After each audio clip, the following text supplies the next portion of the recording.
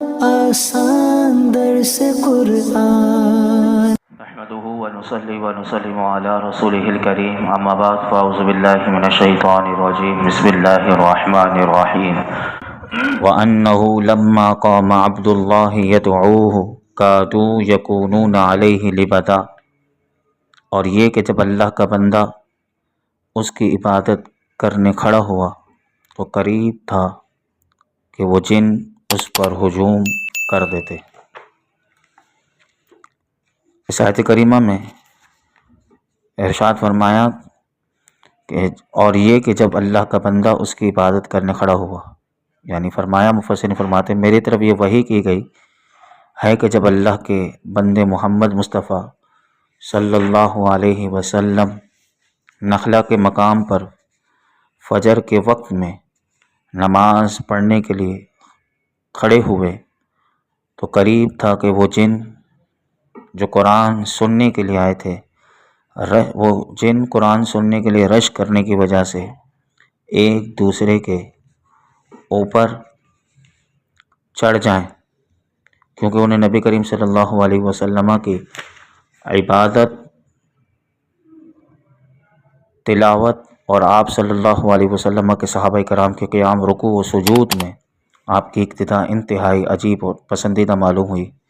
اس سے پہلے انہوں نے کبھی ایسا منظر نہ دیکھا تھا اور نہ ہی ایسا بیسل کلام سنا تھا۔ اس آیت کریمہ میں عبداللہ جو فرمایا گیا اس سے مراد نبی پاک صلی اللہ علیہ وسلم کی ذات اقدس و اطہر ہے۔ عزت افزائی کے لیے اللہ تعالیٰ نے حضور کو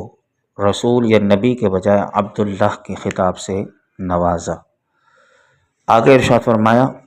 قل انما ادعو ربی ولا اشرک بہ احدا، تم فرماؤ کہ میں تو اپنے رب ہی کی عبادت کرتا ہوں اور کسی کو اس کا شریک نہیں ٹھہراتا۔ کفار مکہ نے نبی پاک صلی اللہ علیہ وسلم سے کہا کہ بے شک آپ بہت بڑا حکم لے کر آئیں، یعنی حضور جو انہیں رب کی عبادت کا کہتے تھے تو وہ کہنے لگے کہ یہ بہت بڑا حکم ہے، آپ اس سے رجوع کر لیں تو ہم آپ کو بچا لیں گے۔ اس پر اللہ رب العالمین نے اپنے حبیب علیہ السلام نے ارشاد فرمایا، پیارے حبیب صلی اللہ تعالی آپ ان سے فرما دیں میں تو اپنے رب ہی کی عبادت کرتا ہوں اور کسی کو اس کا شریک نہیں ٹھہراتا، اور یہ جو میں بھی تمہیں عبادت کرنے اور اس کی وحدانیت کا اقرار کرنے کا تمہیں جو میں درس دے رہا ہوں، یہ کوئی ایسا نیا اور ناپسندیدہ نہ کام نہیں ہے کہ جس کی وجہ سے تم تعجب کر رہے ہو اور مجھ سے کہہ رہے ہو کہ میں رجوع کر لوں تو تم مجھے بچا لو گے۔ پھر آگے ارشاد فرمایا قل انی لا املک لکم ضرا ولا رشدا قل انی لن یجیرنی من اللہ احد ولن اجد من دونہ ملتحدا،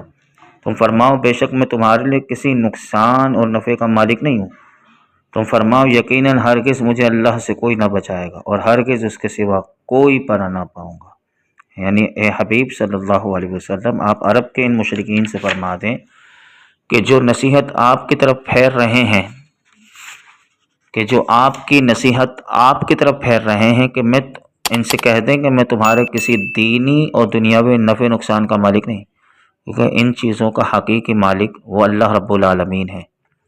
یعنی حبیب آپ صلی اللہ علیہ وسلم مشرکین سے فرما دیں بالفرض اگر میں اللہ رب العالمین کے حکم کی مخالفت کروں اور اس کے ساتھ کسی کو شریک ٹھہراؤں تو ہرگز مجھے مخلوق میں سے کوئی بھی اللہ عز و جل کے قہر اور اس کے عذاب سے نہ بچا سکے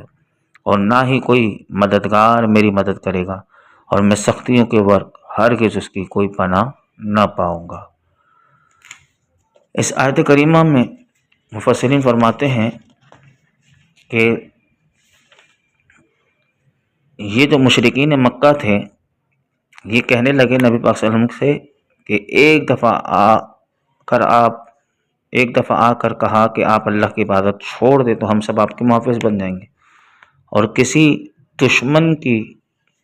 مجال نہیں ہوگی کہ آپ کی طرف انگلی بھی اٹھا سکے۔ اس بےہودہ پیشکش کو ٹھکرانے کا حکم اس آیت کریمہ میں دیا گیا اور فرمایا قل انی لن یجیرنی من اللہ احد، آپ فرمائیے مجھے اللہ سے کوئی پناہ نہیں دے سکتا، ولن اجد من دونہ ملتحدا، اور نہ میں پا سکتا ہوں اس کے بغیر کہیں پناہ۔ یعنی اللہ رب العالمین نے فرمایا محبوب آپ نے فرما دیں کہ بالفرض میں تمہارا کہنا مان لو، رب کو ناراض کر بیٹھو تو اس کے غضب سے مجھے کوئی نہیں بچا سکتا، اور تم چند ہزار نفوس کی کیا حقیقت ہے، بلکہ سارے جہاں کے لشکر جمع ہو جائیں تب بھی مجھے نہیں بچا سکتے اگر میں اپنے رب کی نافرمانی کروں، اس کو ناراض کر بیٹھوں اور تمہارے کہنے پر اپنے رب کی عبادت چھوڑ دوں اور جو پیغام لے کر آئے وہ چھوڑ دوں، تو سن لو کہ سارے جہان کے لشکر بھی جمع ہو جائیں تب بھی مجھے نہیں بچا سکتے، اور میرے لیے اس کی بارگاہ کے بغیر کہیں اور کوئی پناہ نہیں۔ اللہ اکبر۔ غور کیجیے کہ اسی طرح اگر ہم دیکھیں تو قرآن کریم میں ہمیں یہ بھی ملتا ہے کہ حضرت نوح علیہ السلام اور حضرت صالح علیہ السلام نے بھی اپنی قوموں سے اسی طرح فرمایا تھا، جیسے نبی پاک صلی اللہ علیہ وسلم نے اپنی قوم سے مشرکین سے فرمایا۔ چنانچہ اگر آپ دیکھیں قرآن میں تو حضرت نوح علیہ السلام سے ان کی قوم کے لوگوں نے غریب مسلمانوں کو آپ سے دور کرنے کا مطالبہ کیا، تو حضرت نوح علیہ السلام نے انہیں یہ جواب دیا، وَيَا قَوْمِ مَن يَنصُرُنِي مِنَ اللَّهِ إِن تَرَدتُّهُمْ أَفَلَا تَذَكَّرُونَ، اور اے میری قوم اگر میں انہیں دور کر دوں تو مجھے اللہ سے کون بچائے گا، کیا تم نصیحت حاصل نہیں کرتے؟ اسی طرح حضرت صالح علیہ السلام کی قوم نے بھی، حضرت صالح علیہ السلام نے بھی اپنی قوم سے کیا فرمایا تھا، یا قوم ارأیتم ان کنت علی بینۃ من ربی وآتانی منہ رحمۃ فمن ینصرنی من اللہ ان عصیت، اے میری قوم بھلا بتاؤ کہ اگر میں اپنے رب کی طرف سے روشن دلیل پر ہوں اور اس نے مجھے اپنے پاس سے رحمت عطا فرمائی ہو، تو اگر میں اس کی نافرمانی کروں تو مجھے اس سے کون بچائے گا، یعنی نبی صلی اللہ علیہ وسلم نے جس طرح فرمایا کہ مجھے کون بچائے گا، اسی طرح حضرت صالح علیہ السلام نے اپنی قوم سے فرمایا تھا کہ اگر میں اپنے رب کی نافرمانی کروں تو مجھے اس سے کون۔ حضرت صالح علیہ السلام نے بھی اپنی قوم سے کہا کہ اگر میں انہیں دور کر دوں تمہارے کہنے کی وجہ سے ان غریب مسلمانوں کو جنہوں نے کلمہ پڑھا، تو مجھے اللہ سے کون بچائے گا، تو کیا تم نصیحت حاصل نہیں کر سکتے؟ تو یہی بات نبی پاک صلی اللہ علیہ وسلم نے بھی ارشاد فرمایا۔ آگے ارشاد فرمایا الا بلاغا من اللہ ورسالتہ، آپ انہیں فرما دیں کہ میرا کام اللہ کی طرف سے تبلیغ اور اس کے پیغامات پہنچانا ہے، ومن یعص اللہ ورسولہ، اور جو اللہ اور اس کے رسول کا حکم نہ مانے، فإن له نار جہنم خالدین فیہا ابدا، اور بے شک اس کے لیے جہنم کی آگ ہے جس میں ہمیشہ ہمیشہ رہیں گے۔ آیت کا معنی یہ ہے کہ اللہ تعالیٰ نے اپنے حبیب علیہ السلام سے ارشاد فرمایا، اے پیارے حبیب صلی اللہ تعالیٰ علیہ وآلہ وسلم، آپ ان مشرکین سے فرما دیں کہ میں تمہارے نفع نقصان کا مالک نہیں، البتہ میرا کام یہ ہے کہ میں تمہیں ان چیزوں کی تبلیغ کر دوں کہ جن کی تبلیغ کرنے کا مجھے میرے رب نے حکم دیا، اور تم تک اللہ کے وہ پیغامات پہنچا دوں جو اس نے مجھے دے کر تمہاری طرف بھیجا ہے، اور جہاں تک ہدایت اور گمراہی کا تعلق ہے تو اس کا اختیار مخلوق میں سے کسی کے پاس نہیں، بلکہ صرف اللہ رب العالمین کے پاس ہے، وہ جسے چاہے ہدایت دے، جسے چاہے گمراہ کرے، اور جو توحید کے معاملے میں اللہ اور اس کے رسول کی یوں نافرمانی کرے گا کہ انہوں نے جس چیز کا حکم دیا، جس چیز کی طرف بلایا، اس پر عمل کرنے کے بجائے وہ شرک کرنے لگے، تو پھر ایسے کے لیے جہنم کی آگ ہے جس میں وہ ہمیشہ ہمیشہ رہیں گے۔ گویا کہ اس کو آسان اگر کرے تو نبی پاک صلی اللہ علیہ وسلم نے ارشاد فرمایا کہ میرا فریضہ یہ ہے میں تمہیں اللہ کے پیغامات پہنچا دوں اور اس کے احکامات سے آگاہ کر دوں، ان کو ماننا یا نہ ماننا یہ تمہارا کام، یہ میری ذمہ داری نہیں، اور جو دین کے بنیادی اصولوں میں سے کسی کا انکار کرے گا اور اس پر ایمان نہیں لائے گا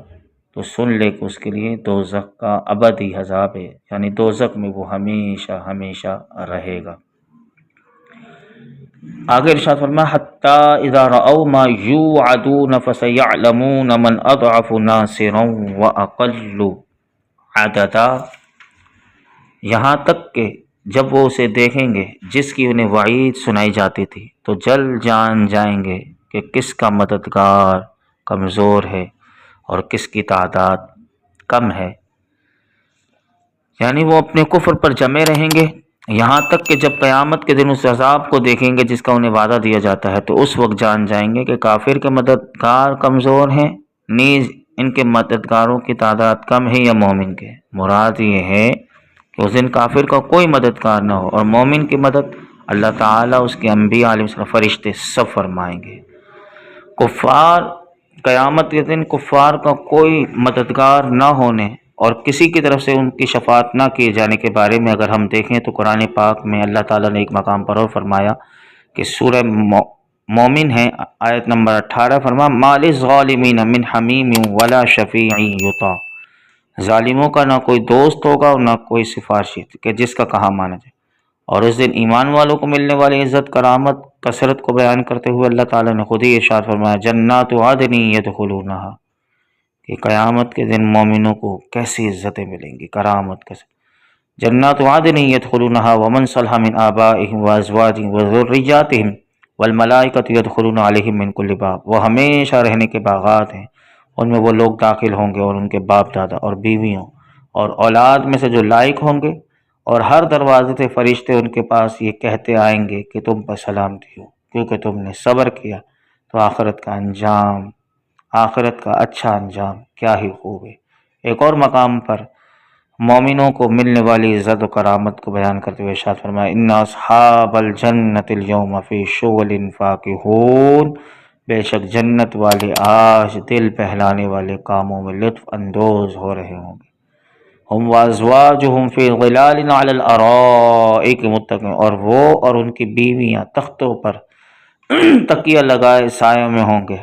لہم فیہا فاکہۃ ولہم ما یدعون، ان کے لیے جنت میں پھل میوہ ہوگا اور ان کے لیے ہر وہ چیز ہوگی جو وہ مانگیں گے، یدعون مانگے، سلام قولا من رب الرحیم، مہربان رب کی طرف سے